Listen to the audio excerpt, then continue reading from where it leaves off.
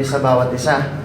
Kami po we are more than honored to be with you tonight, brothers and sisters. As we know, although we have different names for our local churches, for formality's sake, and to abide with our law, but we are one in Christ, and so we are going to talk about a God that we worship. Hindi po tayo mag-uusap ng Diyos na iba pa sa amin. We are going to talk about and worship the same God. The God of Israel, the God of the church, our God, the Father of our Lord Jesus Christ. So, pag-uusapan po natin yung patungkol sa pagiging omnipotent ng ating Panginoong Diyos and what are the implications of His omnipotence to our prayer lives, sa ating pananalangin. That's our topic, and I know there are a lot of scriptures that we can study. Ngayon pa lang sinasabi ko na po, hindi po tayo magkakaroon ng survey sa buong Bible. Hindi natin titingnan yung buong revelation ng kung gaano ka-omnipotent si God from Genesis to Revelation. I chose a specific verse, a specific text that I believe would not only define to us, would not only remind us of the omnipotence of God, but would also tell us kung gaano ka-practical itong kapangyarihang ito. So we are going to study Ephesians chapter 1, verse 19 up to 23, but we are going to read mula sa verse 18. So would you open your Bibles, or if you don't have any Bibles with you right now, meron din po tayo sa ating screen. Let's read the Word of God, Ephesians chapter 1, verse 18 to 23. Let's read.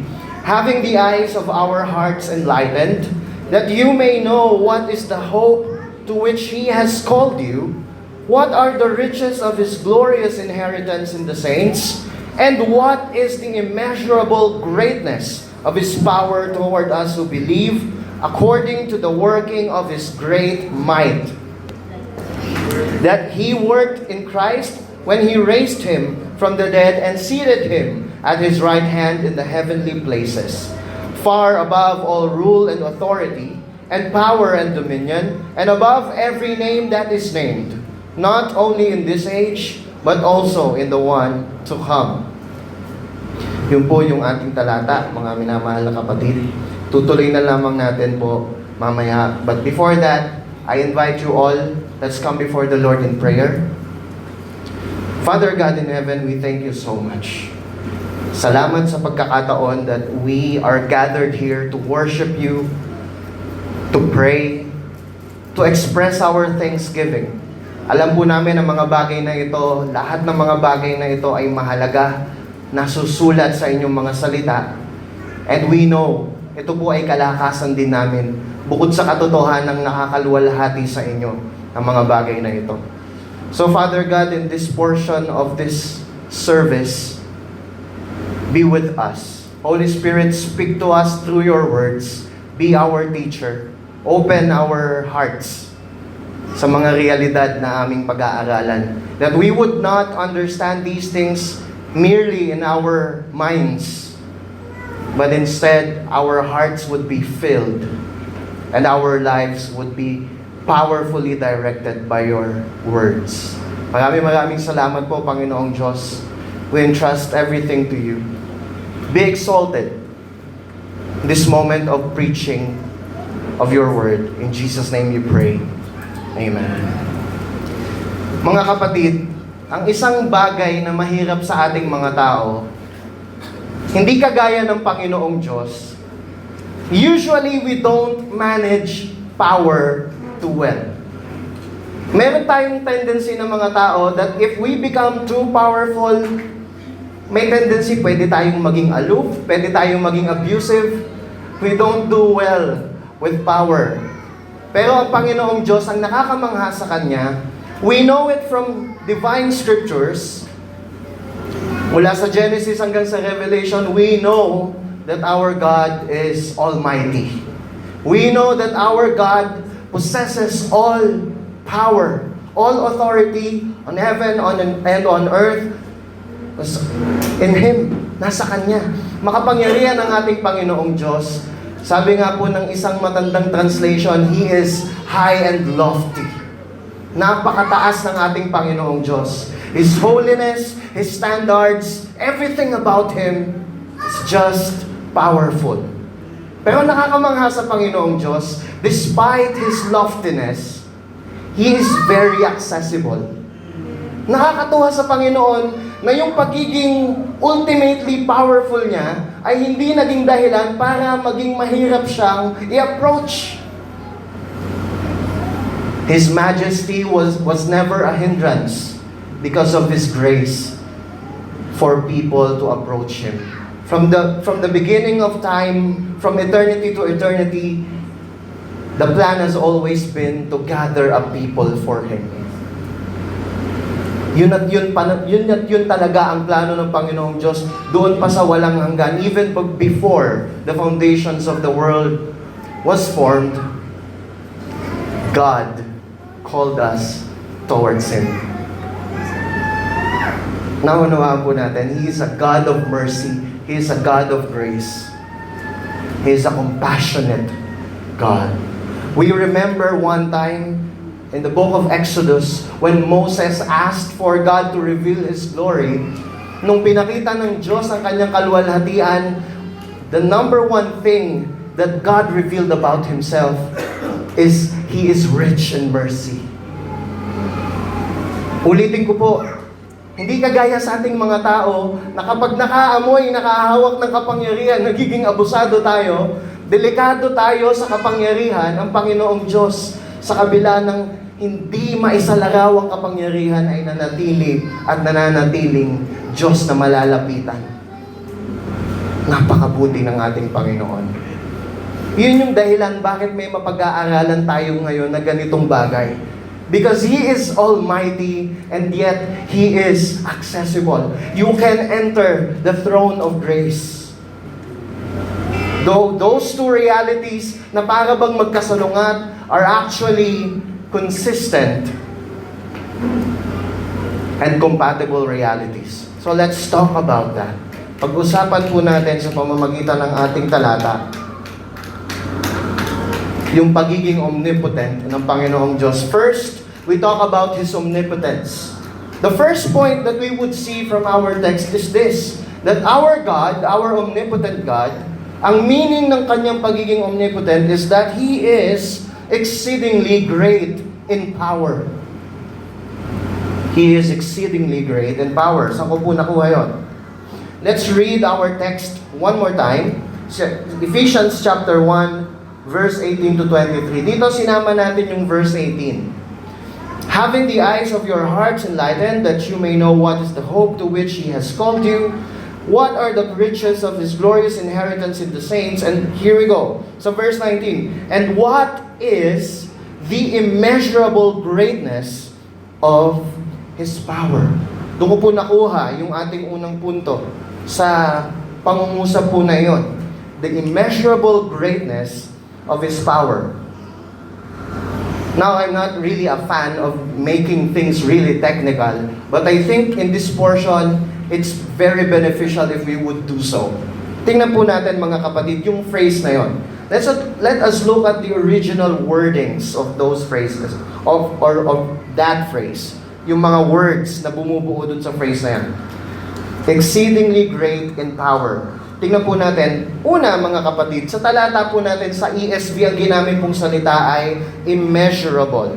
Yung immeasurable po sa Greek ay hyperbalio, na ang ibig sabihin, ito nakakatuwa mga kapatid, to throw beyond the usual mark. Kumbaga mga kapatid, ang naiisip kong tao dito ay si Stephen Curry. Before Stephen Curry was very popular, siguro, ang uso lang ay yung pangkaraniwang 3 points. But because of this guy, nalagpasan niya yung natural, nalagpasan niya yung usual. So, sa Greek, pag sinabi po nating hyperbalio, meaning to say, yung regular, yung pangkaraniwan, yung madalas nating nakikita na higitan. Exceeding what is expected within the realm of the ordinary. Meaning to say, ang pagiging omnipotent ng Panginoong Diyos, ang isang kahulugan ng kanyang kapangyarihan, mga minamahal na kapatid, ay higit sa lahat ng kaya nating isipin na klase ng kapangyarihan. The second word that is here in this phrase is the word greatness.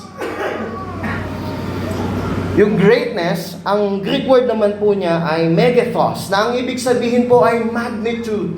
Ibig sabihin kalakihan. Sa Tagalog po kasi yung greatness ay kagalingan lang eh. Mahusay. He's a great piano coach. He's a great basketball player. Pero sa Greek po pala, pag ginamit itong salitang ito, ay hindi lang nagpapatungkol sa galing ng isang tao, kundi sa laki ng isang bagay o ng isang realidad. Sa lawak ng isang usapin.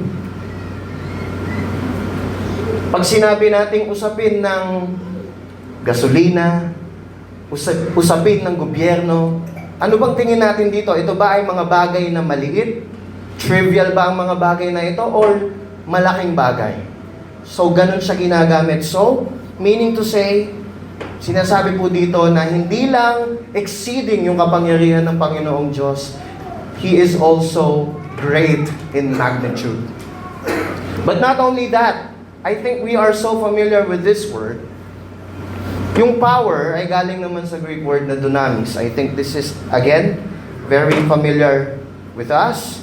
Na ang ibig sabihin naman po ay power that involves force, inherent capability, moral excellence of soul, resources, or that which consists and rests upon armies. So, kaya nilagay ko pa rin po yung kahulugan ng dunamis ay para ipaalala po sa atin, sa akin, sa sarili ko, na yung kapangyarihan na tinutukoy po dito ay hindi lamang yung kapangyarihan o sa siyensya ay yung power, yung force. Although power is almost always incorporated with force.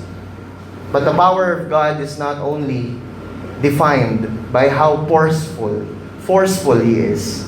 Ang kanyang kapangyarihan ay nagpapatungkol din sa kanyang natural na mga katangian. Ang kanyang kapangyarihan ay patungkol din sa kahusayan ng kung sino siya. Siguro sa salita nating mga Filipinos, walang latak sa Panginoong Diyos. Hindi lang nasusukat ang kapangyarihan niya sa ginawa niyang paglikha, bagamat ito'y nakamamangha. Ang kapangyarihan niya ay hindi lamang nasusukat sa kakayanan niyang mag-sustain dahil sinasabi ng salita ng Panginoong Diyos, He sustains everything by the word of His mouth. It's amazing already.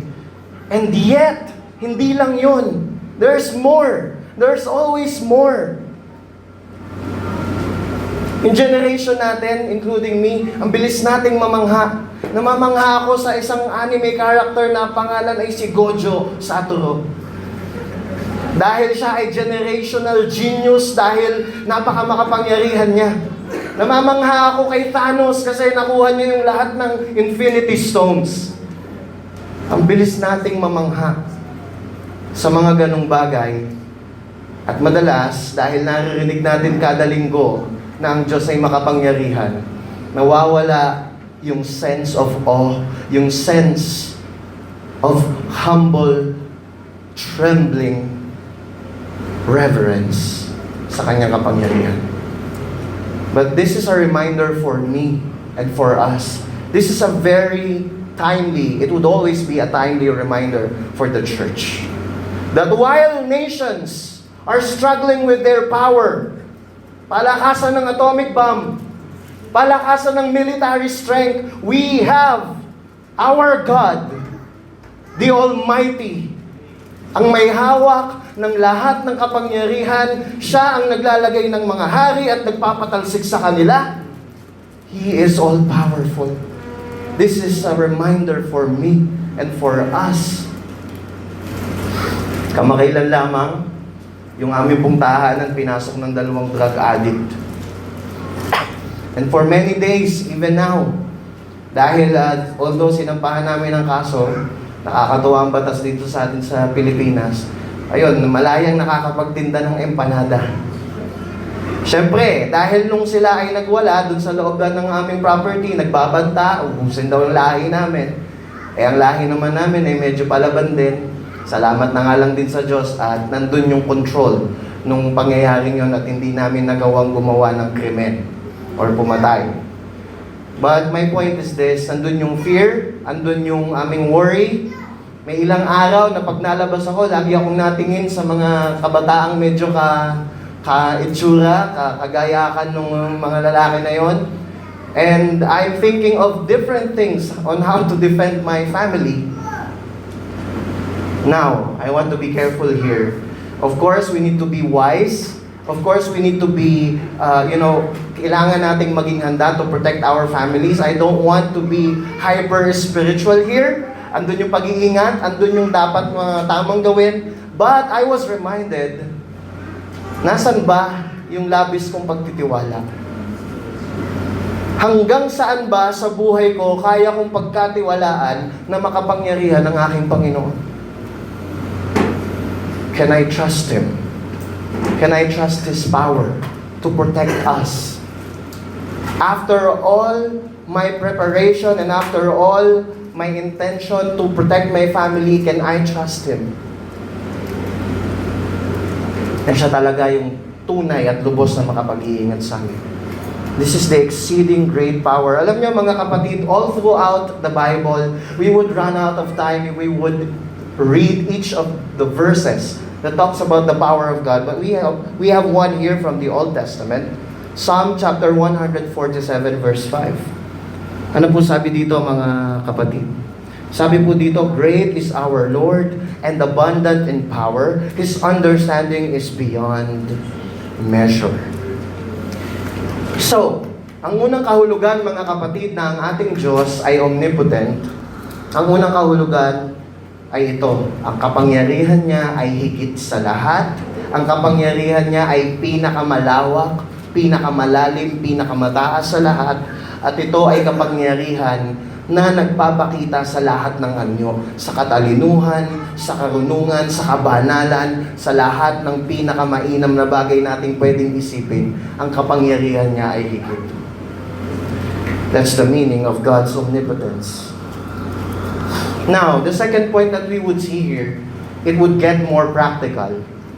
Yung kapangyarihan na yon, is it just floating around? Is it just randomly doing things on the earth? Or is it a power that is intentional? The answer is, it is intentional. It is a directed power. Ito po ay kapangyarihan na may pinatutunguhan. Ito po ay kapangyarihan na may plano, may layunin. And let's look at that sa ating talata, Ephesians chapter 1. Basahin na natin dun sa verse 19. And what is the immeasurable greatness of His power toward us who believe, according to the working of His great might. Hindi ba nakakamangang isang realidad, mga kapatid, na yung kapangyarihan na higit sa lahat, yung kapangyarihang pinakamalawak sa lahat, yung kapangyarihang nakasasaklaw sa lahat, ay tumatrabaho at kumikilos toward us who believe. Patungo sa atin. Naaalala natin yung mga talata kagaya ng Romans 8, Chapter 31, if you have your Bibles, would you open it? I apologize, I was not able to put it here on our screen. Open your Bibles, Romans 8, chapter 8, verse 31, sinasabi po doon, what shall we say then? If God is for us, who can be against us? Napakalinaw, ano? Sinasabi po doon, kung ang Diyos ay, panig sa atin, sino pa daw ang makakalaban sa atin? Again, that verse testifies that the power of God, this almighty power, is not against us, but is for us. Hindi kumakalaban sa atin, subalit pumapanig sa atin. Hindi lang po yon mga kapatid, bukod pa po na ang kapangyarihan ng Diyos ay towards us, yung kapangyarihan ng Diyos is for us. Ang sinasabi din, sa Ephesians din, nakalimutan ko din ilagay sa slide natin. Ephesians chapter 3, verse 20. Pakibuksan ang ating mga Biblia, Ephesians chapter 3, verse 20. Sabi po doon, and now to Him who is able to do exceedingly and above all that we could ask or think. to the power that is working within us. Yung kapangyarihan ng Diyos, it is a directed power, I repeat. It is towards us who believe. It is for us, not against us. And now, it is working within us. It's amazing. Hindi ko makakalimutan yung sinabi ni R.C. Sproul. Sabi niya, ang pinaka nakakatakot na bagay ay yung masumpungan mo, ang sarili natin na kumakalaban sa kapangyarihan mismo ng Panginoong Diyos. That is why the gospel is telling us of a message that God sent His Son to rescue us from God. Sa puot ng Diyos. From His righteous anger and wrath. Tama po mga kapatid? Ibig sabihin mga kapatid, alam niyo yung talatang sinabi ng Panginoong Jesus, katakutan, huwag niyong katakutan yung mga bagay, yung mga tao na kaya ka lang saktan dito sa pisikal. Katakutan niyo yung kaya kayong parusahan o saktan dito sa buhay na to at sa buhay na paparating. Mga kapatid, when I was a little Sunday school kid, I thought Jesus is talking about Satan. Siguro sinasabi niya doon ang dapat kong katakutan ay si Satanas. But we know, it's not Satan. It is God. Kung meron mang pinaka nakakatakot kalabanin, yun ay Panginoong Diyos. Isipin niyo po yun mga kapatid. Yun nga lang mapaaway tayo o magkaroon tayo ng conflict sa kamag-anak ni Mayor. Sa mga lahi ng kilala nating mga hitman. Halimbawa, sa mga magulang dyan, napaaway yung anak niyo sa school, akala niyo naman kung sino lang ang nakaaway. Ang nakaaway pala, anak ni Trillanes. O anak ng napakakilalang tao. What I'm trying to say is, we know what it means to fear. Right? We know what it means somehow to face against a powerful person and to fear of what that person can do using his or her influence. And yet, sinasabi ng salita ng Diyos, there is a greater opponent. Merong posibilidad na may makaharap pa tayong higit na kaaway at yun po ay ang Panginoong Diyos. But the good news is, this is our second point, yung kapangyarihan ng Diyos, that almighty power, that power that encompasses everything is not against us, but is for us, towards us, not away from us, in us, not going out of us. Mga kapatid, ang kapangyarihan ng Diyos ay panig po sa atin sa gabing ito. And now, let's continue to our third point. It's not only a power that is exceedingly great. It's not only a directed power, it is a demonstrated power. I think this is the most important thing about this power. Tingnan po natin sa Ephesians chapter 1, simulan na natin dun sa 20. Sabi po dito, yung power na yon, the power, the might that He worked in Christ when He raised Him from the dead and seated Him at His right hand in the heavenly places, far above all rule and authority and power and dominion, and above every name that is named, not only in this age, but also in the one to come. Verse 22, and He put all things under His feet, and gave Him as head over all things to the church, which is His body, the fullness of Him who fills all in all. Mga kapatid, nakita po natin dito, yung kapangyarihan na yon na ginagamit ng Diyos para sa atin, para sa Kanyang mga tinubos. Ito po ay kapangyarihang hindi misteryoso. Bagamat of course, the power of God is beyond our comprehension. What I mean is this, that power is not designed by God para lituhin tayo. That's not a confusing power, but instead, it is a clarified, it is a revealed power. At ito po yun mga kapatid. Mula sa Old Testament, sa lahat ng makapangyarihang gawa ng Diyos.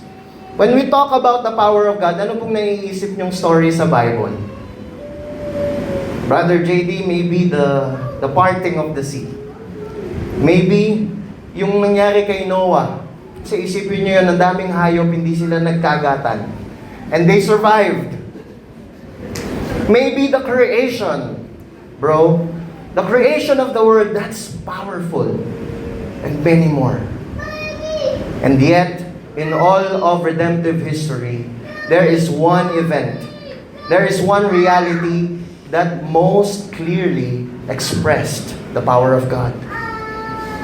Ito ay nung binigay ang Panginoong Jesus sa kanyang buhay na perpekto, sa kanyang kamatayan na ganap, sa kanyang muling pagkabuhay, at sa kanyang pag-akyat sa kanan ng Diyos. That is the greatest manifestation of the power of God. Sabi ni Apostol Pablo, siguro, para sa mga taong sumobra sa talino, ito ay foolishness. Sa mga taong sumobra sa pagiging relihiyoso, ito ay katitisuran. Pero para sa atin na mga tinawag, ang pagkapako ni Kristo sa krus ay ang kapangyarihan ng Diyos. It is the power of God. Hindi po iyon istorya ng kahinaan para sa ating mga tinubos. Ito po ay istorya ng walang hanggang kapangyarihan, ng Diyos na pumasan sa lahat ng ating karumihan, ng Diyos na sumalo sa lahat ng puot na dapat tayo ang magdusa. It is the most powerful act of God in redemptive history. Namatay siya, nagbayad siya, at nabuhay siya para patunayan na yung bayad ay tinanggap. Nabuhay siya para patunayan na yung kamatayan hindi siya kayang hawakan ng matagal. Nag-check-in lang siya dun sa kamatayan sa time na hanggang kailan niya gusto. Death has no hold on our Lord Jesus Christ. He rose again in power. Sabi sa Romans chapter 1, and according to His resurrection, He is the Son of God in power. Purihin ang Panginoon. Kung hahanapin natin, Brad, paano ko makikita? Paano ko maipapaliwanag ang kapangyarihan ng Diyos? It is through our Lord Jesus Christ. Because after all, Colossians 1:16 says, He is the image of the invisible God. Lahat ng katangian ng Diyos amang hindi natin nakikita ay namalas natin sa buhay, kamatayan at muling pagkabuhay ni Kristo. Purihin ang Panginoong Yesus. Walang pinakadakilang kapangyarihan. At huli mga kapatid, itong kapangyarihan na ito ay hindi lang exceedingly great, hindi lang ito para sa atin, hindi lang ito pinakita sa pamamagitan ng Panginoong Yesus. I think it's already implied, but let me tell it to you otherwise. This power is also a gracious power. I know, wala po dito yung salitang grace, but let us read verse 22. And He put all things under His feet. Nilagay daw ng Ama sa paa ng Panginoong Hesus ang lahat ng bagay, as head over all things, para saan daw? To the church. Now, watch this amazing, sweeping, staggering statement. 23, which is His body, the fullness of Him who fills all in all. Parang gusto kong gayahin si King David kapag nababasa ko itong talatang ito. Who is man that you are mindful of him? Isipin niyo po yun mga kapatid, yung nagtataglay ng lahat ng kapangyarihan to the point na yung kapangyarihan niya ay pumupuno sa lahat ng bagay. Yung nag-iisa na buhay sa buong nilikha na hindi nangangailangan ng kahit sino, hindi kahit kailanman naging kulang, He who fills everything has decided that you and I would be His fullness. Isn't it amazing? Na yung Diyos na pumupuno sa lahat ng bagay, kahit wala siyang pangangailangan, ay niloob niyang ikaw yung maging kapunuan niya. Mga kapatid, naniniwala po ako na kahit hindi tayo kayang-kaya ng Diyos bumuo ng isang bagong katawan ng mga nilalang na pinili niya, better than us, more obedient than us, more intelligent, more pointy nose than us, mas maputi kaysa sa akin, mga kapatid, God can create a better people for Himself. He does not need us.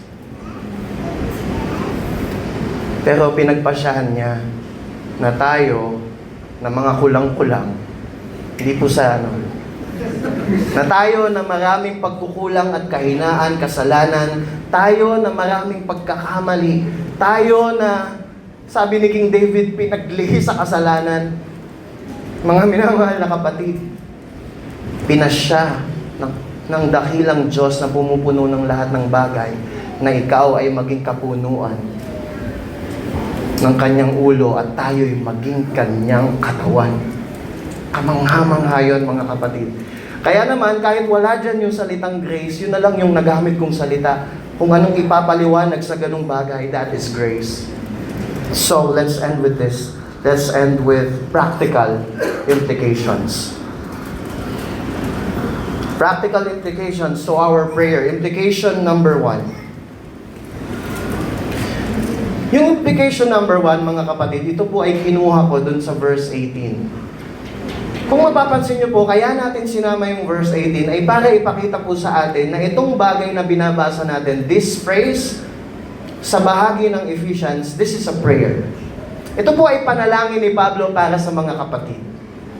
Na nawa daw mabuksan yung kanilang mga mata, that they would be enlightened to know things na sinabi doon sa 18, but we're focusing on 19. Pinagpe-pray ni Apostol Pablo, in other words, this apostle is humbly praying, he is pleading to God, Lord, nawa buksan nyo yung puso, buksan nyo yung pananaw ng mga kapatid na maunawaan nila yung kamangha-manghanin yung kapangyarihan na pumapanig sa kanila, na pinakita nyo sa kanila sa pamamagitan ni Kristo, na pinakita nyo yung habag nyo sa kapangyarihan yun. Lord, I pray, He's so eager to pray na maranasan nyo ng mga taga-Efeso at then of course, na maranasan natin. Kaya ito yung implication, mga kapatid, sa pananalangin. Dahil panalangin nga ito after all. Ito po yung implication. Prayer is not an act of commanding the power of God. It is a plea for a spiritual enlightenment of the power of God that is already working in us. In other words, we do not manufacture the power of God through our prayers. Hindi natin nagagawang mas makapangyarihan ng Diyos. Alam niyo po, I came from a Pentecostal background. And that's one thing that I really cringe whenever I remember how I prayed before. Samot-sari na ang iniutos ko noon sa Panginoon. Panginoong makapangyarihan sa lahat, tinawag pang Panginoon. Patigilin niyo yung ulan, papasok ako. Parang si Kibuloy, ano? Mga minamahal na kapatid, ulitin ko po. Ang implication ng pagiging omnipotent ni God sa ating pananalangin ay hindi ganito. Omnipotent si God, hawak niya lahat ng kapangyarihan, mautusan nga siya na gawin yung mga bagay na gusto ko. Lord, manufacture miracles for me. No. Ang totoong application po nito, mga kapatid, dahil makapangyarihan ng Diyos, at dahil siya ay panig na sa atin, at dahil yung kapangyarihan na yon ay pinakita niya kay Kristo ng mabiyaya sa ating mga buhay, we simply and humbly pray that He would open the eyes of our hearts to see the power that is already working. Hindi natin pwedeng maunahan sa initiative ng Panginoong Diyos. He is so generous. He is so compassionate. Sinasabi nga ng Panginoong Jesus, huwag nyo nang sobrang pabulaklakin yung mga salita ninyo sa pananalangin, sapagkat bago pa kayo manalangin, alam na ng inyong Ama ang inyong mga pangangailangan. Hindi natin pwedeng maunahan ng initiative at kapangyarihan ng Diyos. So when we pray again, we do not ask God to manufacture or to produce some kind of power for us, because He is already working. Dahil ang Diyos, kay Kristo pa lang, sa walang hanggang nakaraan pa lang ay kumikilos na ng makapangyarihan para sa atin at hindi laban sa atin. Our prayer lives should be a reflection of faith na ang Diyos ay kumikilos na. Bago mo palang maisip mag-pray, kumikilos na ang ating mahabagin, makapangyarihang Ama. Pangalawang implication, and this is where we would end. Kahawig din nun, pero medyo may pinagkaiba. Implication number 2. Prayers does not always produce our desired outcomes, but it is always answered by God's powerful and sufficient grace. Dahil ang Diyos ay makapangyarihan, ina-acknowledge natin na hindi lahat ng mga desires natin sa prayer ay mangyayari, pero sa lahat ng pagkakataon nakikinig siya, at sa lahat ng pagkakataon, sapat ang biyaya niya. Saan natin makikita yan?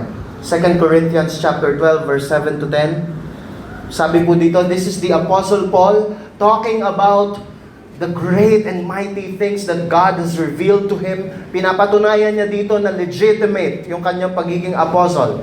And yet, he said something amazing patungkol sa kapangyarihan ng Diyos, patungkol sa prayer. Tingnan po natin.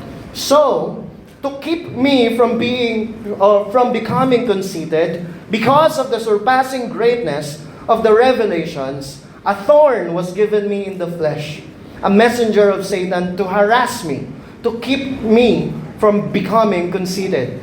Verse 8, eto na, dito papasok yung prayer, mga kapatid. This is the Apostle Paul, look at him. 3 times I pleaded with the Lord about this, that it should leave me. Next, but he said to me, my grace is sufficient for you, for my power is made perfect in weakness. Therefore, I will boast all the more gladly of my weaknesses, so that the power of Christ may rest upon me. For the sake of Christ, then I am content with weaknesses, insults, hardships, persecutions, and calamities. For when I am weak, then I am strong. It's amazing. Dito makikita natin, mga kapatid, let me be balanced here, na hindi po masama, it's not sinful to pray to God, to pray to our Father, in a manner that we tell Him of our needs. Hindi masamang sinasabi natin sa ating Ama yung ating mga pangangailangan. Actually, it was encouraged to us by the Bible. Nasabihin natin yung ating mga pangangailangan. When Jesus taught us the Lord's Prayer, isa sa bahagi nun, yung panalangin na give us this day our daily bread. So, praying for our needs is not evil.